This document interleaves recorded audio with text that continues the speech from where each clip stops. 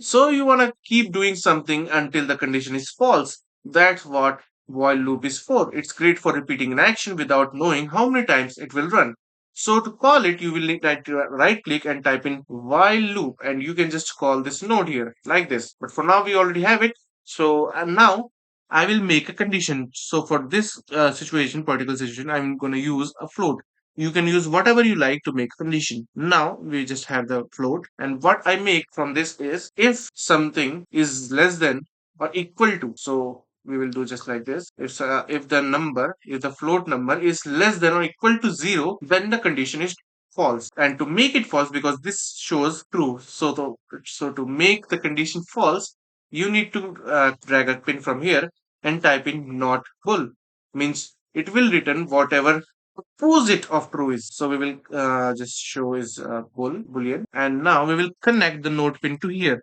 So now whenever the situation is 0 on below than 0, then it will be false. So from each loop we will gonna drag and type in minus minus, which will be decremental float, which means it will decrease the float every time with 1. So we will connect this into this into this. Now it will decrease from here, and how much it is gonna decrease we will show by printing the print string value, and I will set it here like this, and then you will just use the print string like this. And what we will do is just print this to visualize the values which it is decreasing, and to see it in the blue skies we will just keep it red. And after it's all done, we'll again type print string, and we will type done. The thing is done like this. Now just see it in action. Okay, it's already done because I forgot to put a value in float. So we will just put something big like 100, and it will loop too fast. As you can see, it's went from a big number to 0, and it just disappeared because we haven't set the time more than 2 seconds. So we will put here 10, and then in done section we will also put it here